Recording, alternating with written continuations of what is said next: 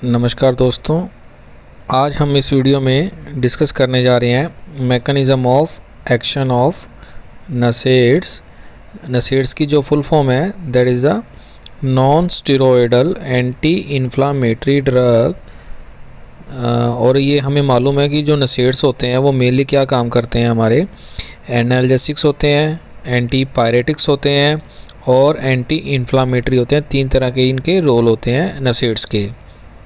अब इसके अंदर हमने इसका आज मेन डिस्कस करना है मैकेनिज़्म ऑफ एक्शन।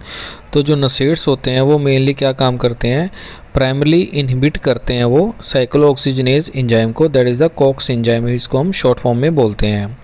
अब इनका कॉक्स जो एंजाइम है उसका रोल क्या होता है, इसमें सबसे पहले हम देखते हैं कि जब भी हमारी बॉडी में कोई इन्फेक्शन या इंजरी हो जाती है तो जो सेल होता है वो रप्चर हो जाता है। और जब सेल रप्चर होता है तो उसकी जो लेयर होती है फॉस्फोलिपिड से बनी होती है, और वो फॉस्फोलिपिड की लेयर जब रप्चर होने से क्या होगा, फॉस्फोलाइपेज एक एंजाइम होता है, फॉस्फोलाइपेज A2 करके, वो एंजाइम क्या क्रिएट करता है, अरेकिडोनिक एसिड बनाता है हमारा, जो कि लिपिड नेचर का होता है। अरेकिडोनिक एसिड जो आगे क्या करता है, कॉक्स एंजाइम की प्रेजेंस के अंदर प्रोस्टाग्लैंडिन को, जो कि हार्मोन होता है, उसको प्रोड्यूस करता है। अब ये जो प्रॉब्लम है हमारी इन्फ्लामेशन की, पेन की और फीवर की, वो इन्फ्लामेशन और पेन जो प्रॉब्लम है प्रोस्टाग्लैंडिन हार्मोन की वजह से आती है। तो हमारा मेन जो इसमें प्रॉब्लम है वो प्रोस्टाग्लैंडिन है, कि जिसकी वजह से हमें ये प्रॉब्लम क्रिएट होती है। अब हमने ये देखना है कि इसमें रोल क्या होता है कॉक्स का। तो इसमें कॉक्स का जो रोल आएगा, COX is an enzyme that convert the arachidonic acid into prostaglandin. Prostaglandin जो हार्मोन होता है लाइक लिपिड, वो रिस्पॉन्सिबल होता है हमारे पेन के लिए, फीवर के लिए और इन्फ्लामेशन के लिए। अब इसके अंदर मेन सबसे चीज़ आती है कि जो कॉक्स एंजाइम्स होते हैं वो 2 टाइप्स के होते हैं, कॉक्स 1 एंड कॉक्स 2। अब कॉक्स 1 जो होता है वो हाउस कीपिंग एंजाइम होता है, जो कि हमारे लिए बॉडी के लिए बहुत ही मतलब इम्पोर्टेंट कह सकते हैं।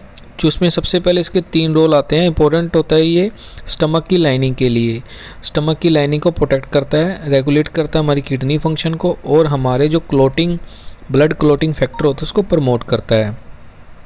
तो ये कॉक्स 1 के मेन इंपॉर्टेंट फंक्शन होते हैं। इसके कॉक्स 1 ने कोई भी इन्फ्लामेशन, पेन या फीवर का कोई काम नहीं करना होता है, इसने सिर्फ ये 3 मेन हमारे इंपॉर्टेंट बॉडी के फंक्शन मेंटेन करता है। और दूसरी बात आती है जब कॉक्स 2 क्या करता है, वो ही मेन कॉज करता है हमारे को पेन, फीवर और इन्फ्लामेशन। तो हम जब भी नसेड देते हैं तो नसेड क्या करता है, नसेड जो होता है वो कॉक्स की जगह को ऑक्यूपाई कर लेता है और इनको इनहिबिट कर देता है, कॉक्स 1 और कॉक्स 2 को। उसके बाद प्रोस्टाग्लैंडिन नहीं बनते और जिसकी वजह से हमारी प्रॉब्लम सॉल्व होती है। अब प्रॉब्लम यहाँ से एक छोटी सी शुरू होती है। जब हम नसेड देते हैं तो वो भी 2 टाइप्स के आते हैं, जिसमें सबसे पहला आता है नॉन सेलेक्टिव नसेड, जिसमें आइबुप्रोफेन एग्जाम्पल है, नेप्रोक्सन है और एस्प्रिन है। तो ये तीनों जो नसेड्स होते हैं नॉन सेलेक्टिव हैं। इसका मतलब है कि वो कॉक्स 1 और कॉक्स 2 दोनों को ही इनहिबिट कर देंगे।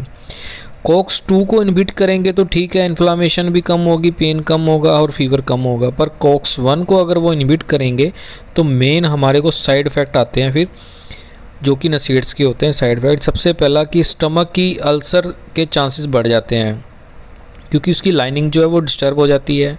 ब्लीडिंग के चांसेस बढ़ जाते हैं, क्योंकि उसने प्रमोट करना होता है ब्लड क्लॉट फैक्टर को।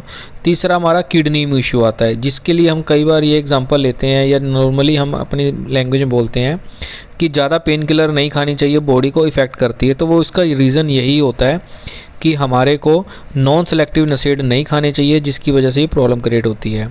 उसके बाद आता है कॉक्स 2 सेलेक्टिव इनहिबिटर, जिसके अंदर सेलिकॉक्सिब या इटोरिकॉक्सिब एग्जाम्पल आती हैं।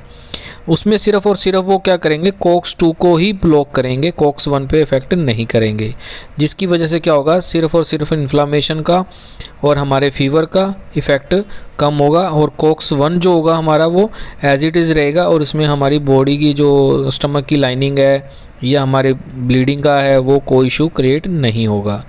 तो ये था हमारा मैकेनिज़्म ऑफ एक्शन ऑफ नसेड्स। इससे रिलेटेड अगर आपको कोई भी प्रॉब्लम है आप कमेंट डाल सकते हैं। और कॉक्स 1 कॉक्स 2 ये हमारा मेन इंपॉर्टेंट था कि इसके अंदर हमने सिर्फ कॉक्स 2 को इनहिबिट करना है, कॉक्स 1 को इनहिबिट नहीं करना है, इसको मेंटेन रखना है। तो सेलेक्टिव कॉक्स इनहिबिटरी ड्रग्स हमें देने चाहिए, जिसकी एग्जांपल है सेलिकॉक्सिब और टोरिकॉक्सिब। थैंक यू दोस्तों।